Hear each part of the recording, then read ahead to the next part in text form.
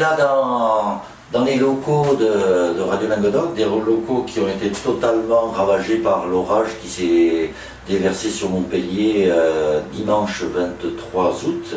Il est tombé entre 100 et 150 mm d'eau en quelques heures, ce qui donc est assez énorme, soudain.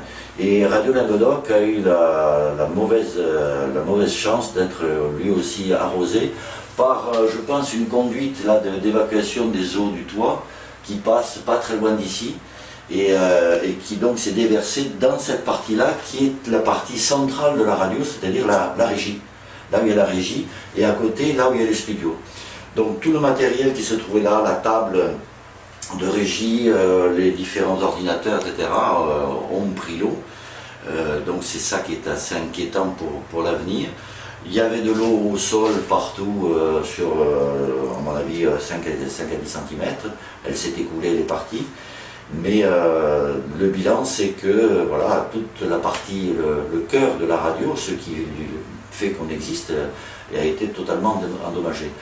Alors on a été nous prévenus par des auditeurs qui nous appelaient en disant qu'est-ce qui se passe, on ne vous entend plus, ni à Montpellier, ni à Sète, ni à Alès, ni à Millau, ni à Mende. On se dit il y a quelque chose qui va pas. Et TDF, donc, qui assure notre diffusion, nous a contactés aussi. Donc on était tous en vacances, les techniciens se sont mobilisés, on s'est retrouvés lundi après-midi pour venir voir un petit peu ce que c'était. On s'est dit bon, il faut rebrancher, il y avait un problème d'orage, des fois c'est des coupures et puis ça repart. Et là, dès qu'on a ouvert la porte, ça a été la catastrophe. Juste quand même de préciser, ça n'a pas été drôle parce que là on voit les plafonds étaient totalement effondrés, les fils électriques pendaient de partout. C'était vraiment une situation de catastrophe complète. Alors on s'y est mis, on a tout nettoyé, tout déblayé, tout sorti, séché.